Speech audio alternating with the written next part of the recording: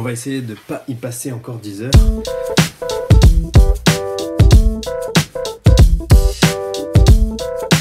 Bonjour à tous et voici le bilan de l'année 2018 et quelques annonces sans doute pour l'année 2019. Alors déjà merci à vous tous qui m'avez suivi, qui me suivez, qui me soutenez, qui me faites des retours, bons comme mauvais, c'est les deux évidemment m'aident à avancer. Et j'espère que vous continuerez à me suivre en 2019 et que beaucoup de choses vous plairont dans ce que je vais pouvoir produire. Alors le bilan de l'année, quel est-il? Une année un peu folle. Pourquoi? Parce que énormément de choses se sont passées et j'ai été un peu dans la vague, submergé un petit peu par tout ce qui a pu arriver cette année, ce qui m'a fait louper certaines occasions. Cette année, il y a eu 2 expos. La première a eu lieu à Paris avec le collectif Mandibule, donc qui est composé de 4 artistes, Stoon, Belzaran et Joe Skull, Pascal Aubril de son second prénom. Ce collectif a fait une petite expo dans un lieu et puis on a dit qu'on partait de là pour essayer de continuer à créer des choses ensemble. Ensuite, il y a eu une exposition donc, que j'ai faite à Grenoble dans la galerie Révolution. Une exposition aussi très sympathique où j'ai rencontré plein d'artistes super intéressants que je vous invite à aller découvrir. Vous pourrez trouver les liens en dessous. Et j'ai fait une 3e exposition qui s'est déroulée dans une maison des habitants où c'était une exposition centrée sur mon projet BD La Fabrique. Voilà, donc déjà j'étais très content de pouvoir montrer à du public qui ne me connaissait pas un peu de ce que je faisais, et puis j'ai eu des retours qui ont été très enrichissants et qui m'ont permis aussi des fois de recadrer un petit peu ce que je proposais. Donc voilà, 3 expos. Il y a eu aussi en 2018 beaucoup de projets assez différents, des visuels, des petites histoires.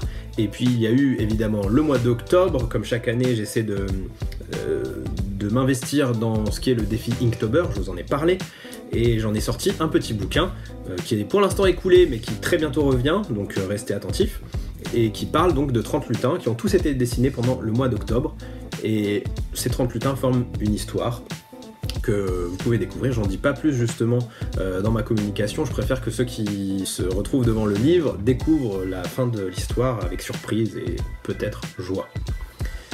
En parallèle, on a continué avec l'ami Lolo Pouette notre travail sur la BD Être Papa. Même si ça a un petit peu ralenti ces temps-ci, ça va revenir en force en 2019 et on espère que ça va vous plaire la suite des épisodes. Et puis donc également, il y a eu pour moi toute l'aventure du petit théâtre lumineux, que vous connaissez peut-être pas, mais je vais bientôt sortir une vidéo pour vous en montrer un petit peu plus, montrer l'arrière du décor.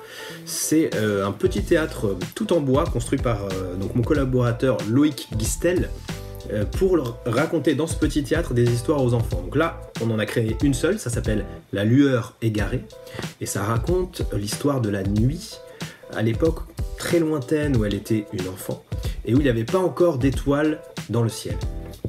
Donc voilà, j'ai hâte de vous faire découvrir ça. En tout cas, ça va déboucher sans doute sur d'autres petits spectacles l'année prochaine.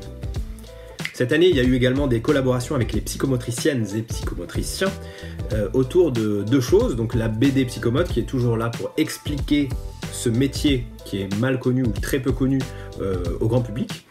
Et il y a eu également la construction avec un collectif, les Impulsateurs, du calendrier Psychomote, donc qui est un calendrier 2019 avec plein d'explications sur le métier, les différentes facettes et des infographies pour venir étayer un petit peu tout ça, parce que sur un calendrier on peut pas mettre énormément de choses à moins d'écrire très petit et que ce soit totalement indigeste. Donc je vous invite à le découvrir aussi, à découvrir cette assos.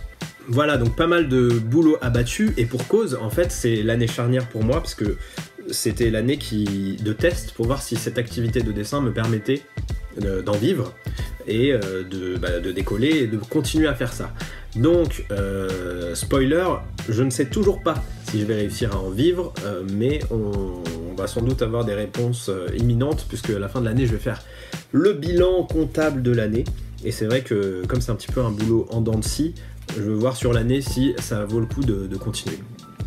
Évidemment, il y a ma BD, donc La Fabrique, qui se poursuit mais qui va un petit peu sans doute ralentir en 2019 parce que je vais prendre du temps pour construire un dossier de candidature pour les maisons d'édition autour de ce projet parce que j'aimerais bien qu'il soit plus connu, je vais vous en dire un petit peu plus et puis je vais le peaufiner un peu pour qu'il y ait de la couleur et que ce soit vraiment vivant.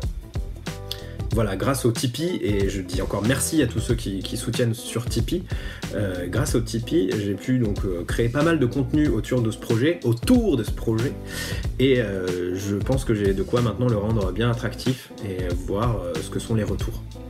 Maintenant, j'aborde un problème un petit peu personnel qui est la question qui est récurrente, la question de pourquoi est-ce que je crée. J'ai beaucoup de réponses différentes. Parmi elles, j'aimerais bien qu'il y ait la réponse pour vivre, justement pour vivre d'un point de vue personnel, j'ai besoin de créer. Il y a aussi pour vivre, pour en vivre. J'aimerais bien que ça ce soit une réponse qui s'inscrive un peu plus dans la durée. Et il y a pour transmettre évidemment du rêve, pour transmettre de l'imaginaire, des histoires, des idées. Et en plus, j'aimerais créer, et cette année j'ai mis l'accent là-dessus, créer pour donner envie aux autres de créer, c'est-à-dire transmettre, se mettre vraiment dans de la transmission. Donc cette année, j'ai commencé à donner des cours de bande dessinée, pas de dessin avec les fondamentaux du dessin parce que je me considère encore fragile là-dessus, mais plutôt sur la BD et sur comment faire de la narration, comment faire du découpage, des petites choses de composition également, pour aider les gens à raconter leur propre histoire, à créer leur propre BD et à avoir envie de dire des choses. Voilà, donc ça a été très fructueux et je suis très heureux d'avoir eu des élèves intéressants avec des projets qui étaient vraiment différents, qui apportaient chacun leur spécificité, et j'espère qu'ils vont continuer sur ces choses-là. En tout cas, très intéressant d'avoir des élèves. Et maintenant, la dernière réponse, ce serait de soutenir une cause. Alors, j'ai l'impression qu'ils sont peu les créateurs qui s'engagent politiquement, ou en tout cas qui s'expriment sur le sujet politique. Et par politique, j'entends également des sujets un peu controversés, parce que là, moi, ce serait l'environnement. Éventuellement, j'aimerais bien m'engager plus pour l'environnement grâce au dessin. Et ça, c'est une cause qui dépasse, je pense, le côté politique, c'est une cause humaine. Et j'aimerais bien pouvoir en faire plus. Je me suis mis en contact avec une association d'aide aux mal logés, et également, j'aimerais pouvoir, grâce à mes dessins, leur prêter main forte. Donc ce serait aussi trouver une façon qui me convienne d'utiliser ce que je sais faire pour pousser et faire avancer des causes qui me sont chères. Voilà donc ce que j'aimerais faire en 2019, c'est évidemment continuer dans cette veine-là, à savoir donc aider des causes, continuer mes projets pour vous raconter des histoires, refaire une histoire en 2019, parce que chaque année j'essaie de faire une publication depuis plusieurs années maintenant, et pour avoir un nouveau bouquin à rajouter à la bibliothèque, j'ai déjà quelques idées. Et 2019 évidemment, ce serait donc l'année où je vais envoyer beaucoup de dossiers à des éditeurs. Je m'y connais encore très mal et donc je vais me faire un petit peu les dents là-dessus. Et finalement, ça va être aussi le test final pour voir si ça vaut le coup de continuer vers l'édition. Alors attention, je sais qu'il y a beaucoup d'auteurs qui sont mal payés, pour lesquels c'est difficile. Et je sais tout ça, j'en ai peur évidemment, mais je me dis que ce serait dommage de ne pas essayer avant d'arriver au point où je suis obligé de reprendre un boulot pour cause financière. Et c'est ce qui d'ailleurs risque de m'arriver. Voilà, je vous laisse, j'ai déjà beaucoup trop parlé. Je vous remercie encore d'être là, de regarder cette vidéo, de soutenir comme vous le pouvez. Ça peut être juste en parlant à un copain, « Hey, au fait, j'ai vu quelque chose de rigolo, j'ai vu quelque chose de sympathique, va voir ». Ça peut être juste en likant ou en faisant tourner ça donc sur les réseaux sociaux. Ça peut être évidemment en achetant un des bouquins, il y a un shop que vous pouvez retrouver en dessous dans les descriptions. Offrez-vous des choses, il n'y a pas de souci. Et puis toujours le Tipeee, n'hésitez pas à venir laisser un petit pourboire et à venir remporter un petit peu d'imaginaire avec vous. Voilà, à très vite, bonne fête 2018, bon début d'année 2019 et n'oubliez pas, dessinez, pauvre fou.